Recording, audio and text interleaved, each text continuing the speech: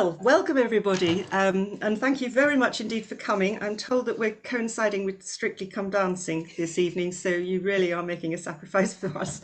Thank you very much indeed also to our guests who are with us. I always get told off. I'd better introduce myself. My name is Sue Palmer.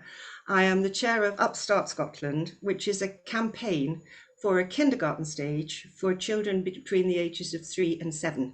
And what we want is an educational environment which is rights-based, relationship-focused, and play-based as well. So it's right-centered, relationship-focused and play-based. And we want the children to be as much as possible outdoors and especially in nature. Very much like the best of the Nordic kindergartens, because we know now but the science tells us that that's the very best sort of foundation for children for lifelong well-being and for the joy of learning.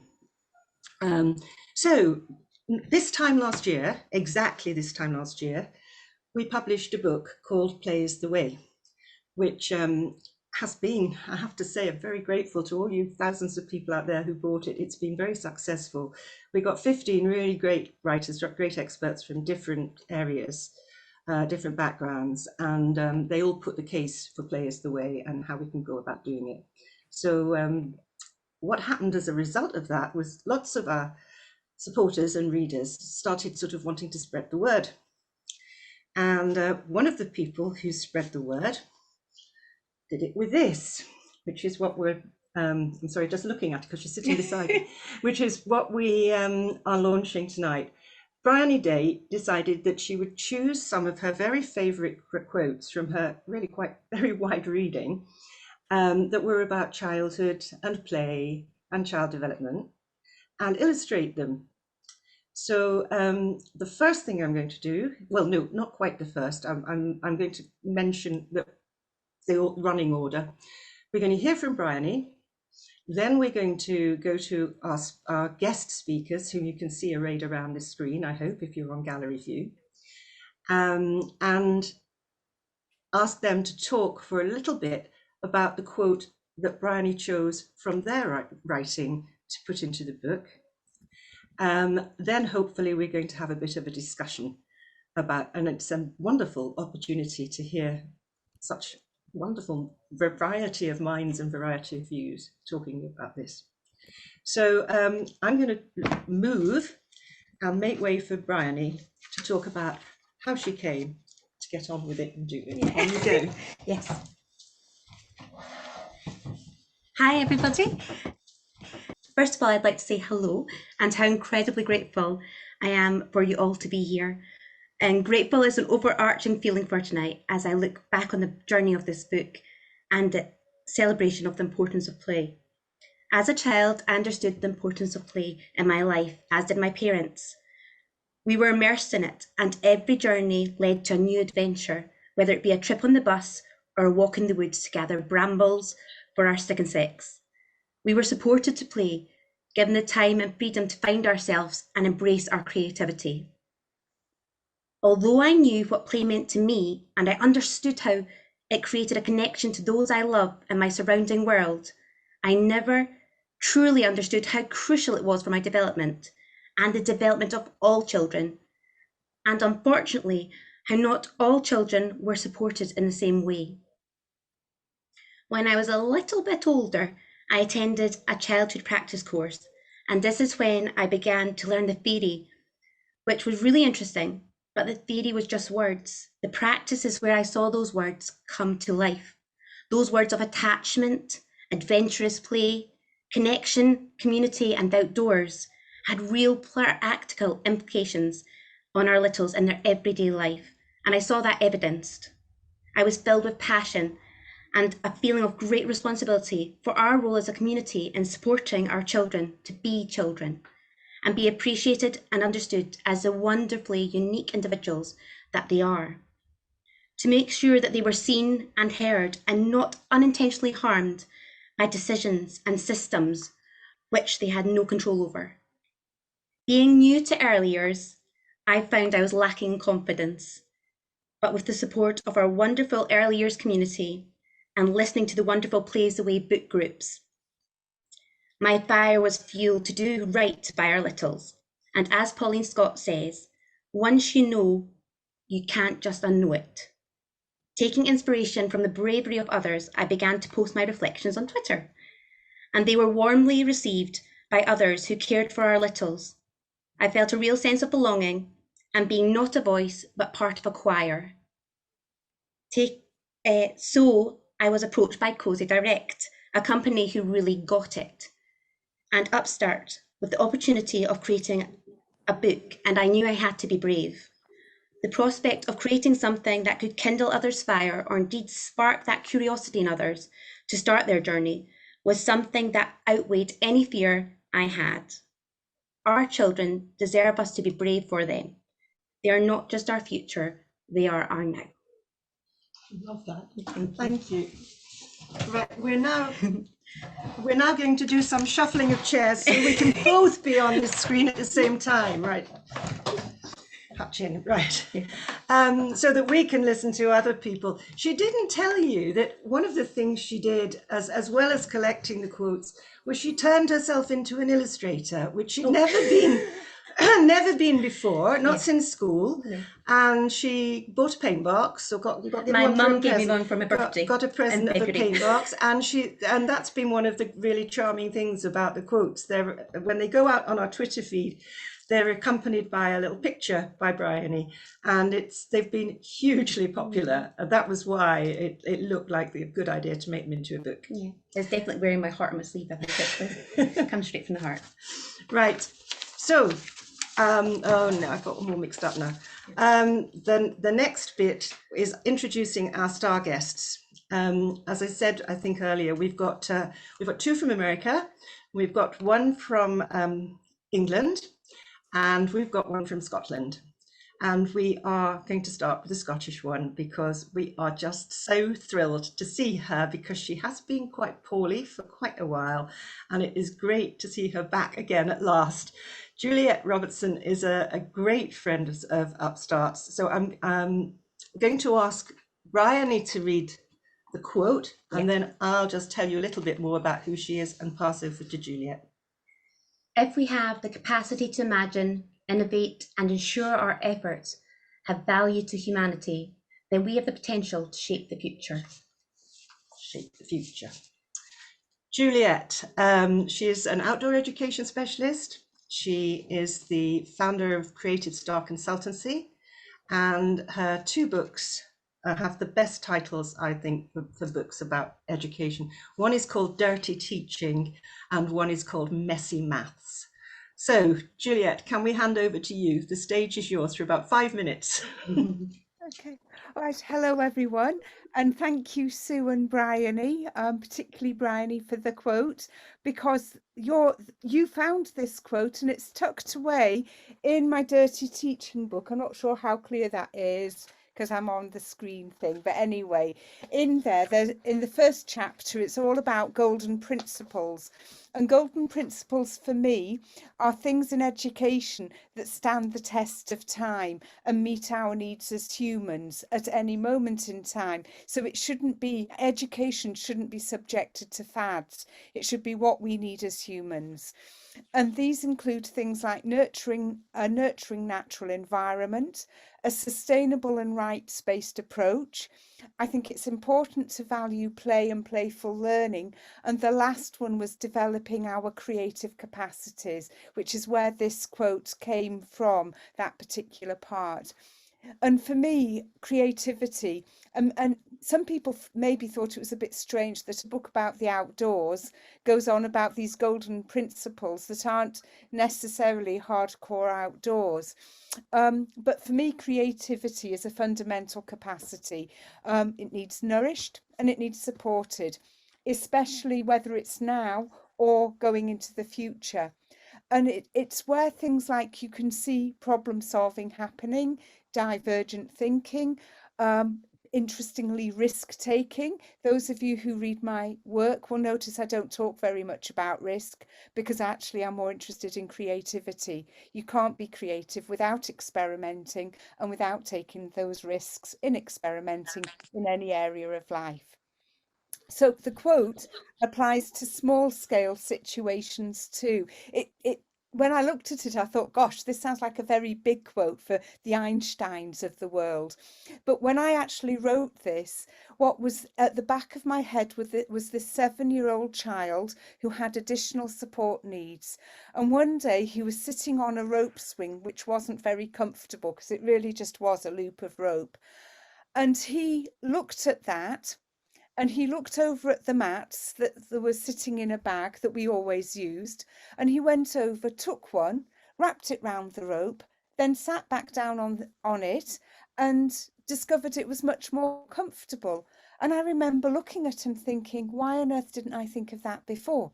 So ever since then, I've always taken that little bit of innovativeness with me, and used it in other places. So it's a brilliant example of creativity in practice, because you're applying experience and knowledge from one context to another, sitting on the mat to the rope, and in many ways upscaling that. You can see that's happened in the last couple of years with medical researchers and COVID. They're looking at drugs that they know their uses from other places, and they're saying, will this work for tackling COVID? How effective will it be? And lastly, when I talk about humanity, we can actually downsize this and personalize it too. What has value to me? And a child can ask that of themselves. And then you have the potential to shape your future, both personally, professionally, playfully, or whatever. So I think that's the importance of this quote. It can be at a personal level and not just at a macro level. Okay. Thank you. Thank you very much. And you were on time. That was wonderful. Thank you. Yes, it's a shame, isn't it? I saw Kate applauding there. If we were in a room, there'd be wild applause every time anybody finished their little bit. Right, the next speaker, I'm afraid I go into sort of fan mode here, because Peter Gray has been a hugely important figure for, I think, almost probably everyone who is here tonight. His book Freedom to Learn was groundbreaking. His work on the coincidence of the decline of play and the increases in mental health problems and so on, and his many articles in Psychology Today and elsewhere, and as well as other books. I mean, he's well, we've all read him and watched him, and we're just so incredibly thrilled that he's here with us, from Boston in Massachusetts, where he's professor of psychology at Boston College. And there are two quotes which I'm going to ask Bryony to learn, and then we'll go straight to read. Sorry, you can learn them too. And then we'll go straight to Peter. Okay. Children come into the world biologically designed to educate themselves. And the second quote is, learning is joyful and exciting when it occurs naturally. Well, I'm really delighted to be here. Thank you. And of course, I'm honored that you chose those quotes. The first quote is one I could talk for weeks about. I'll try to cut that down a little bit. It sort of emerges from research I've been doing over many years, studying how children learn, how children become educated, who are not being taught in the way that we think of being taught. So some of it came from studying how hunter-gatherer children learn in hunter-gatherer cultures by interviewing anthropologists who have observed such cultures. Some of it came from studying people in homeschooling who use the method called unschooling, where children are not deliberately taught or follow any particular curriculum. Some of it comes from my studies of children at a radically alternative school where teaching as we usually think of it doesn't exist, but children have all kinds of opportunities to learn. And some of it comes just frankly from looking at little kids and what we all know about little kids who, of course, nowadays, at least in the United States, even little kids are being put in school, tragically. But when I was a kid, and it wasn't that long ago, that anything like formal teaching never occurred before about age 5. And yet children learned an absolutely enormous amount by age 5, all on their own efforts. So what do I mean when I say that children come into the world biologically designed to educate themselves? What is that biological design? There's no big mystery to it. Curiosity. All children are curious. They're curious from the moment they're born on. They're constantly exploring the world. You can't prevent them from exploring and learning unless you lock them into a closet. So that's how children acquire information about the world. Their eyes are open, their ears are open, their hands are exploring. They want to figure out how everything works. And that curiosity does not end unless we kill it by cutting it off when we put them in coercive schooling. So that's the primary drive for acquiring information. The primary drive, there's really two aspects to education. One is acquiring information and understanding. The other is acquiring skills. So curiosity is the drive for information and understanding. Play is the drive for skills. Children everywhere in the world, when they have ample times to play, which unfortunately we're not providing our children today in modern cultures. But when I was a kid, we did, and in hunter-gatherer cultures, kids have ample time to play. And what anthropologists have observed cross-culturally is that when children have ample time to play, they play at all the kinds of skills that are important for children to learn in the culture that they're growing up in. So they're acquiring social skills, they're acquiring emotional control skills, they're acquiring manual skills and physical skills, they're acquiring linguistic skills, they're acquiring logical skills, all through play. They're playing at these things, and no surprise, because throughout most of human history, we had nothing like schools. And yet we clearly had education. Children everywhere had to acquire the knowledge and skills that are important to their culture in order to survive and do well in that culture.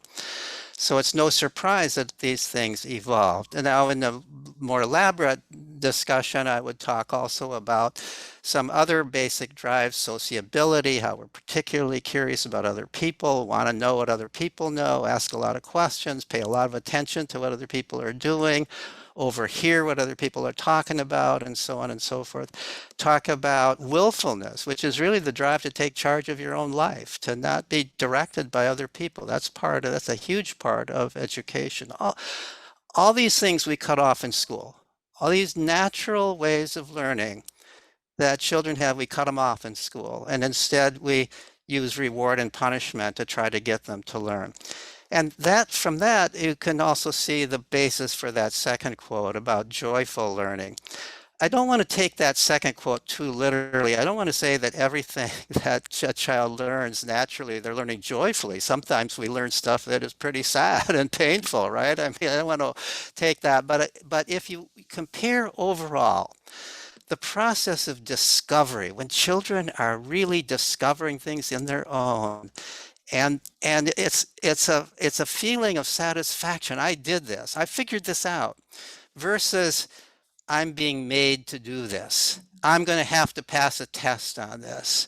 I'm going to have to please somebody else to do this. I may be punished, even if that punishment simply means I'm not going to get an A. I may be punished if I don't learn this. That's the contrast I'm trying to point out with that second quote.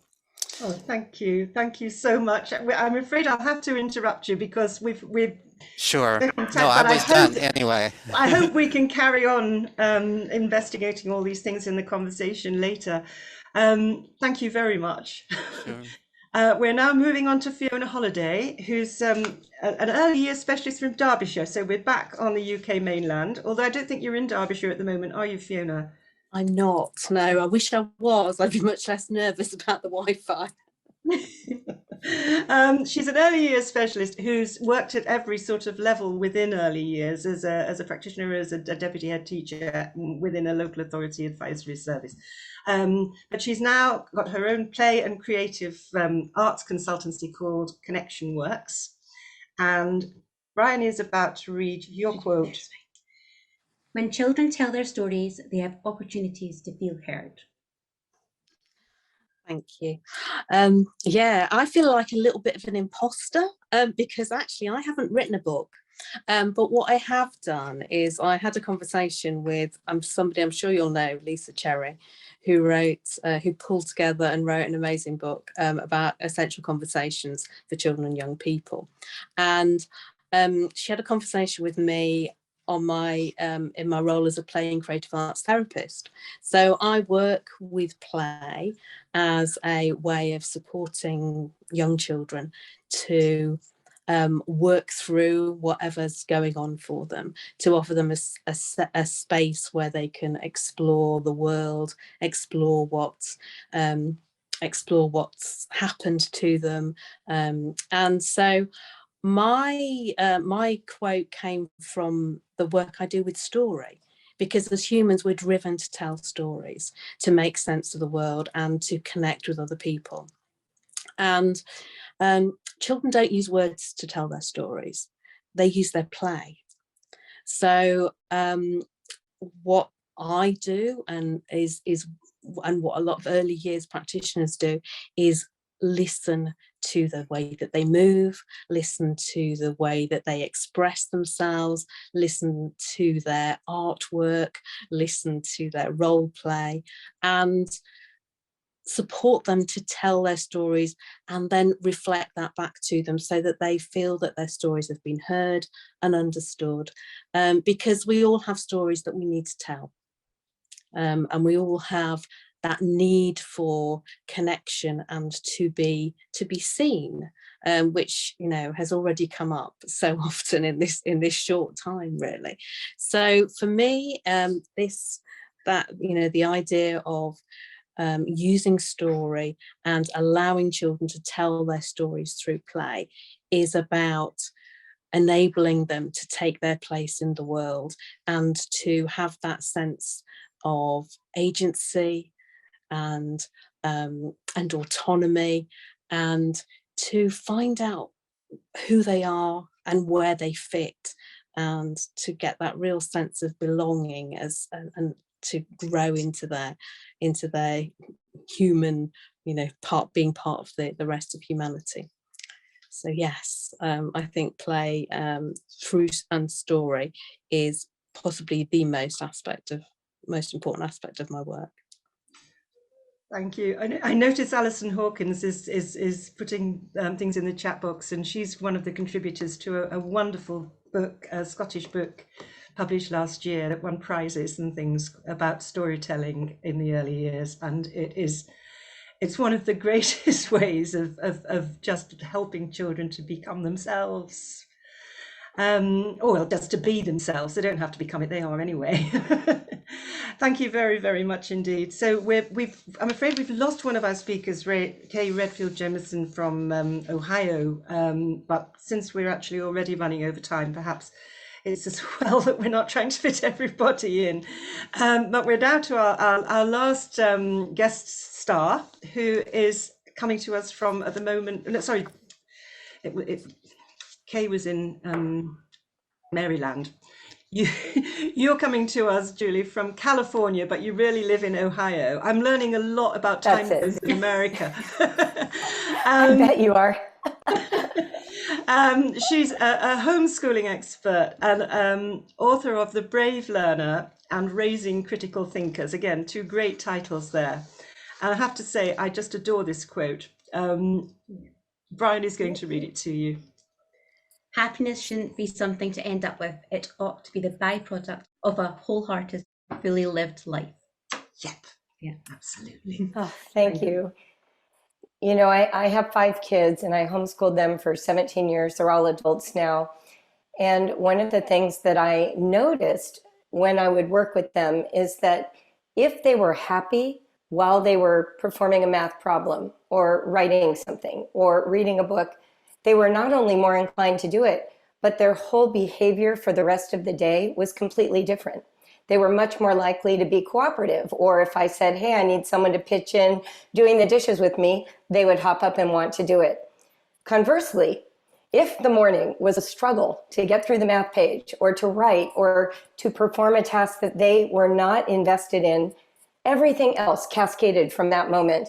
Negativity, resistance, those feelings of discomfort, unhappiness, because all of us are driving for a satisfying life, not at some distant point in the future, but literally right now in this moment. We seek a sense of well-being. And so as I started to really read a lot of writers, even people like Peter Gray, and as I got invested in the whole world of education, I started to notice there was a relationship between the sense of well-being and acceleration in understanding. So when a child was happy, they actually had an easier time of learning.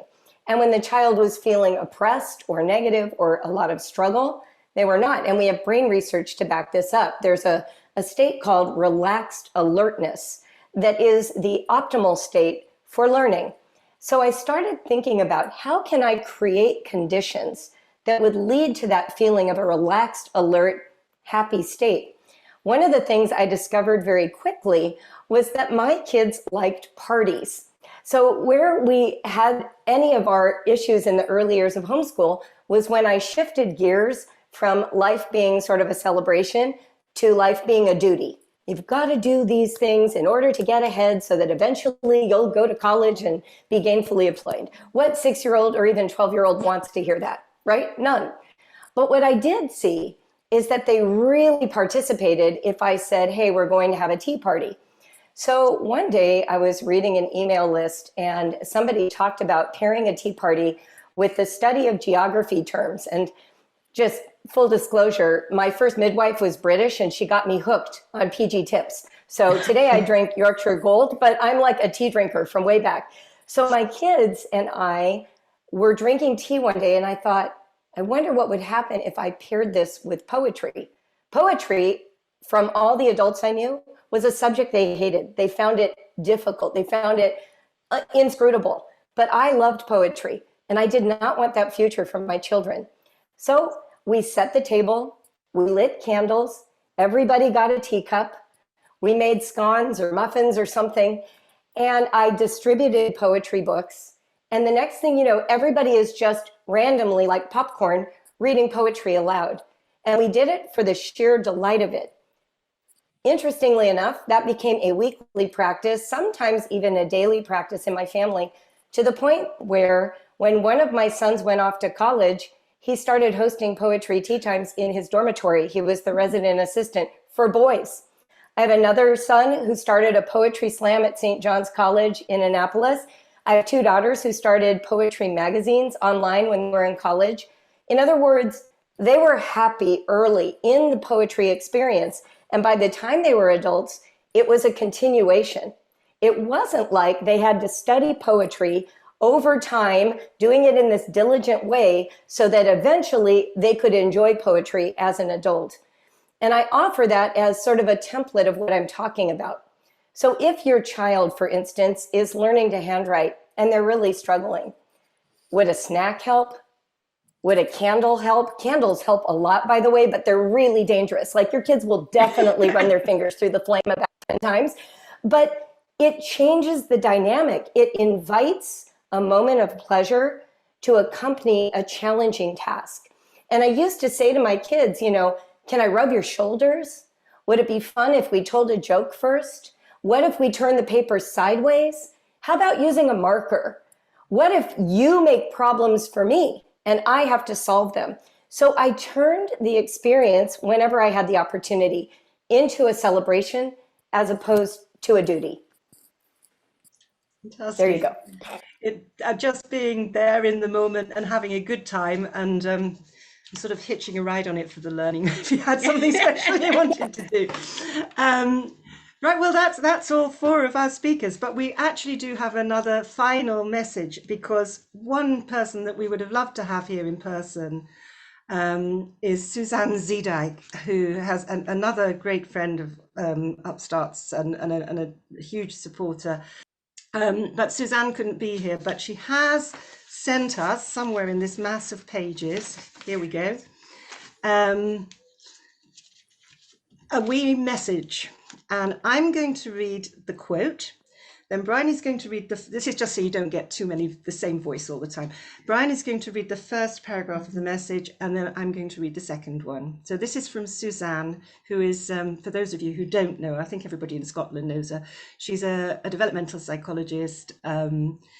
She started this Connected Baby website, and she's very, very well known in Scotland as being one of the leading lights in the Ace Aware Nation movement. A remarkable, remarkable woman. So the quote the quote Bryony chose from Suzanne's writing is, "Attachment is not a theory. It is an insight into what it is to be human." So this is from Suzanne. I am chuffed about two things tonight. First, I am simply honoured to be in this charming book. Second, I am delighted that my quote captures something I feel really strongly about. Attachment really isn't just a theory. It is a biological process that lies at the heart of who we are as human beings. Without attuned relationships with other people, it is impossible to feel safe, to have a sense of belonging, to thrive. If we paid attention to this need for connection and put it at the heart of all our social planning, policies and politics, then we would solve so many of our wider societal and planetary challenges. It is that simple in theory and yet demonstrably difficult in practice. And then she continues, actually, though, there is something else about tonight that's more important for me than either of these two. That is the celebration of your talents, Bryony. Your evocative drawings capture deep human truths about the power of love and play. The more of that message we get onto bookshelves, into classrooms and handbags, and even onto random seats in buses, the better. Play is indeed the way, and the future for thriving human communities on this fragile planet of ours, which was very strange because I'd always wanted to start with Juliet's quote, which talks about shaping the future. And it ended up with Suzanne's quote about how love and play shape the future, and they could shape a much better future if we only gave our kids enough of them, particularly when they're little. So we've now got about 20 minutes during which we were hoping to have a conversation, and that business of what Suzanne's saying there, we think about play as making children happy, as being all those things that Peter talked about in terms of, our development as human beings.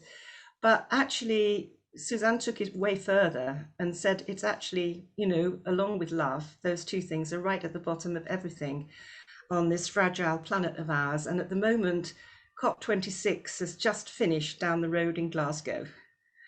Has anybody got anything to say about that sort of big thing that what we're looking for our children is about? I think I might leap on Juliet because you actually were talking about that. Just repeat what your question was again. Well, simply that it's not just the things we're talking about with regard to the now and the child. It is something that's got much far wider reaching consequences. Yes, well, I think most of us go into education because we want to make a difference. And the way we make a difference is by touching children's lives, because they are our future. So there's a certain amount whereby that's where the power of relationships come in, even when it comes into sustainability. It's our conversations, it's the modeling we do. And we're not looking for an immediate impact. We don't want little people speaking like us, talking like us here and now. What we want is citizens in the future who have the capacity to imagine, and to be creative and to understand that they can actually do something too.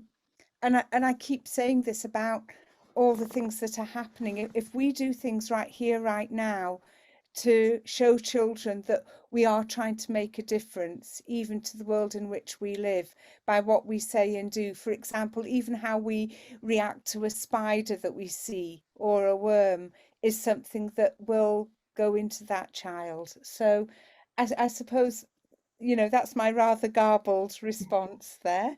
And over to others to pick it up and hopefully say it more eloquently. Anybody else want to go for it? What about Peter? One thing that I might say that's relevant to this is that probably the primary thing that children learn in play is that they have control. They can do things. We know from research in the United States that as over the decades, as children have had less and less opportunity to play, what psychologists call an internal locus of control has declined dramatically. Internal locus, there's a standardized way of assessing this. Internal locus of control is the sense of I can solve problems, I can do things, I can take charge of my life, I can contribute to society, I can do these kinds of things. External locus of control is I'm kind of a victim of the world around me. Now, of course, children outside of play are pretty much victims of the world around them. They are being controlled all the time. They're being told what to do. In school, they're being told what to do. More and more at home, they're being told what to do. Outside of school, they're being put in adult-directed activities. We're being told what to do. So where do children get a sense, I can actually do things myself? I can help solve social problems. More and more we're becoming a therapy world. And therapy is yet one more message. You can't solve your own problems. You've got to go see some expert who's going to solve your problems for you. So we need to do things to empower people. And it's through play that children become empowered. And if you don't feel empowered, then you're faced with big societal problems and you say, oh, it's too bad that this is there, but you don't have the sense that I can really do something about it. So I think that that's important. I also wanted, while I've got the floor here, I also wanted to comment on something that Julie pointed out, which I thought was so profound, that Julie really in her homeschooling rediscovered something that a psychologist named Barbara Fredrickson has written about. Do you know Barbara, who she is, Julie? So she developed a theory of emotions called the broaden and build theory of positive emotions, in which the basis of this theory is the purpose of positive emotions is to broaden your mind and build your mind. It's when you're experiencing positive emotions, that's when you think most creatively. That's when you learn best. That's when you're building yourself. Negative emotions, fear and anger, those narrow your mind. You're focused on the danger. You're focused on the immediate things that you have to do to meet the danger. That's the time when you don't want to be creative. You don't want to take any risks. Then you use tried and true methods. Now, isn't it interesting that in our standard schools, fear is a major motivator of learning, and that narrows the mind. So when you can create a positive environment, children's minds are broadened, they're learning, and that also fits with this idea that in my second quote about joyful learning. So I just couldn't resist pointing that out, that there's actually a major theory in psychology that fits very much with what Julie discovered in her homeschooling practice. That's amazing, Peter. I love that. In my most recent book that comes out in February, Raising Critical Thinkers, one of the things that I really enjoyed was reading Paulo Freire and his idea of how learning had become so compartmentalized and mechanized and outcome-based. And it didn't take into account the full extent of our humanity, our cultures, our traditions, the influences that shape us. And so when you were talking about how do children take this education into the future, it's actually through those creative expressions and bringing the fullness of self that they retain their inquisitiveness to be creatives at the end and not compartmentalized and mechanized within a system. And in fact, one of the studies that I read, and I don't have it at my fingertips, said that you can see the extinguishing of childlike wonder by 6th grade, and it directly correlates to the increase of testing over time within the school system. And then I made a bold claim that multiple choice testing, to me, this is definitely a bold claim, accounts for the conflicts we see in social media, because we've actually been conditioned to believe there is one right answer that we can give under timed pressure that everyone accepts as true. And what the internet has shown us is, oh my gosh, we don't all have the same answer. And we're bringing all of these untapped, undiscovered, unsupervised aspects of ourselves into conversation with other people, looking for the single right answer. And we just start hammering our views, thinking we'll get consensus through the repetition. And yet, instead, in the places where the most creative and critical thinking thrive is that patient self-awareness and a recognition that we're bringing a whole set of beliefs and values and traditions and habits and fears, as well as joys, to the learning process. So play is like such a tiny word compared to what it actually achieves, right? Like we see it as just sort of entertainment on the side, but it's actually a playful mind is the willingness to hold and entertain multiple perspectives simultaneously, a little dispassionately, with an abundance of curiosity. And to me, that's what we're looking for with our kids. That's what we want to see. And well, we're never going to get rid of the school system. No, Upstart's contention is that but if we were to have a kindergarten stage from 3 to 7 that gave that opportunity to home in entirely on relationships and play and well-being and intrinsic motivation to learn and joy and all the rest of it, it would also give children the time and opportunity to develop their self-regulation. Yes. So that they can settle in a classroom and continue, hopefully, to be intrinsically motivated. It would make life so much easier for all the teachers if you could get children to have a very, very happy experience of the first few years. Fiona, can we bring you in? I'm really interested in self-regulation and play and in education, because I think what we seem to be missing is that unless children do it for themselves, they're not going to self-regulate. They need to have the space and the opportunity to make those choices, to explore, and of course with that background of safety and an experience of attuned adults that will co-regulate them. But in order for them to develop their self-regulation, they need to be creative, to make choices, to understand what it is. So I think play is the ideal, if we've got a question about supporting children's self-regulation, the answer is play, on all sorts of levels, in terms of de-stressing, and playful experiences that will help them to de-stress, but also in that social play, which means that they have to regulate their immediate impulses to keep the play going, because if they're enjoying it, they want it to continue, therefore they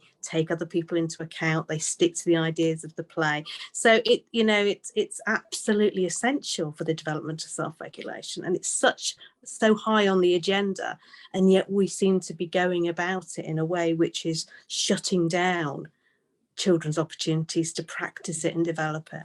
But perhaps good to mention at this point, that self-regulation has been discovered in the UK, particularly in England. And they're sort of looking for ways of teaching it, because they found it's very important. It brings us right back to the internal locus of control, doesn't it? If children have not developed a sense of agency and interest in just, pursuing learning for its own sake, basically you end up with something that has been very big on our Twitter feed lately, something called behavior charts and various behavior management systems. Has anybody got anything to say about those? Because I know from everything everybody said that you probably think they're as hateful as we do. Do you have these in America? Yeah, we do, but there's a whole school of thought around this. The irony is, there's this saying that the most important things that anybody has to learn cannot be taught. And self-regulation is certainly in that category. There's no way you can teach self-regulation. Almost by definition, you can't teach it, because as soon as you start teaching it, you're regulating, you're controlling. The only way you learn self-regulation is by having to regulate yourself, and play is where children do that. You know, the first psychologist to point this out was Lev Vygotsky way back in the 1930s. Who made the point that seems counterfactual to many people, but is pretty obvious when you think about it. All play has rules, and play is where children learn to follow rules. Play is never random. You're always doing something. You always have in your mind something that you're doing. And you're building a sandcastle. You're not just piling up sand randomly. You're playing a fantasy game where you are the pet dog, and the rule is you have to act like a dog, and so on and so forth. You are learning how to control your behavior in accordance with a set of ideas you have in your mind. That is self-regulation. I think that it's the fact that we are raising, at least in the United States, a generation of play-deprived people is one of the reasons why we have such high rates of ADHD. Part of it is we're diagnosing normal behavior as ADHD, but another part of the reason I think is it is possible that impulsiveness has increased because the way you learn how to overcome impulsiveness is in play. And one of this is my opportunity to bring Juliet back in, because the best place to be doing it has to be outdoors, because you've got space to be active and you've got all sorts of stuff. So Juliet, just give us a bit on the importance of the outdoors for everything. Well, I am totally biased because whilst my background is outdoor and environmental work, like many other people going into education, you're conditioned to think indoors. You're conditioned to think that real learning happens inside, and preferably at a desk, and preferably being quiet, while that, and with the best will in the world, we can dress it up in fancy ways, but it doesn't. Whereas outside, you have freedom, space and autonomy over that in a way that you don't inside. And in fact, talking about behavior, that's one of the things that's often very interesting, is that children view the outdoors as their space. And the best example of that for me came from a 10-year-old when we were going beyond the schoolyard or the school ground. And he said, if we're not at school anymore, does that mean you can't tell us what to do? And I said to him, well, I could try and tell you what to do, but my question to you is, would you take any notice of me anyway? And luckily he was a big enough child that we could have that sort of conversation. But yeah, so I'm very biased in that when I stopped being a head teacher and decided that being outside was fundamental to what I wanted to do to make a difference, it was like being a born-again teacher. Suddenly I saw the world and I saw teaching in a completely different light. And you can see that actually particularly on my blog in 2011, round about May or June, and I just start blogging about sticks. And although it's very educational, you can see that suddenly there's been what I call a domino effect, a ping, ping, ping, ping, ping, ping, ping. I get it, I get it, I get it, I get it. So there's a certain magic that can happen for adults as well as for children when they discover the magic of the outdoors for themselves again. And it is so powerful. And I would say to people, hang on in there if you haven't felt that yet. You will. Eventually there'll be something that somebody says or something you'll witness, particularly from the children that you work with, that will just give you that passion. And it's not whether you're an outdoor person, it's not whether you like the outdoors or not, that's all irrelevant. It's about the possibilities that exist outside, and somebody said about interactions, and outside our interactions are infinitely more interesting, because inside they're pretty binary. It's you talking to me, or it's you talking to somebody else, or that sort of thing. And we just think around the human element of that. But outside, there's the interaction of you. I mean, to give you an idea, I was walking along this afternoon, and my feet were interacting with the ground, my lungs were interacting with the air, and my eyes were interacting with all the lorries and other things that were passing. So suddenly we've got so much stimulus happening that I think gives us possibilities that just don't exist inside. I don't actually understand how people teach the curriculum inside anymore. You can't do it justice. I defy you to prove it to me, or I challenge you to. Kate, have we got any questions that have come up? I think everybody's probably listening so hard. They're not asking questions, but yes, some people have been asking questions. Bryony, somebody wants to know what your favourite quote is. I don't think you should answer that. I don't think I'm allowed to. I think you could get into a lot of trouble here. But I would like to say though that it was so hard to even find just 50 quotes to kind of pop in the book, because there's so much out there and there's so many amazing inspirational people. So I actually think all of them are my favourite quotes. Just like one's children, absolutely. Well, I was going to send you a list of the ones you'd miss, but I mean, that was just, I'm just joking.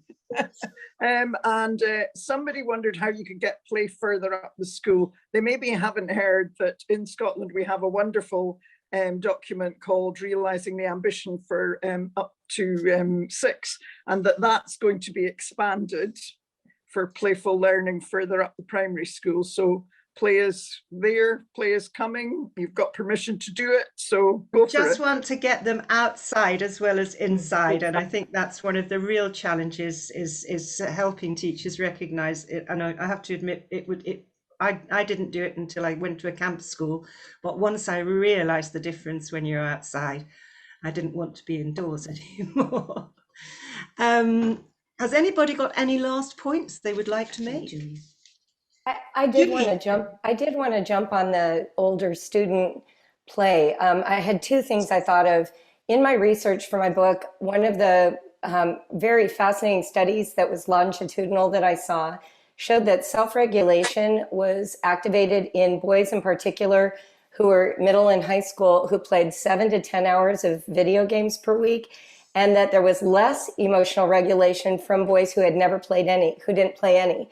There is a certain utility to gaming, whether it's on the table in front of you or on a screen, that actually helps them manage some of their emotions. So sometimes we're afraid of that, but it's a really important point to understand. I know there's, the far end of addiction, but like in the mainstream. And then the second thing is risk and risk and adventure are key to teen living. And that's what play is for them. So a lot of times when we hear play, we think mystery, surprise, enchantment, dress up clothes.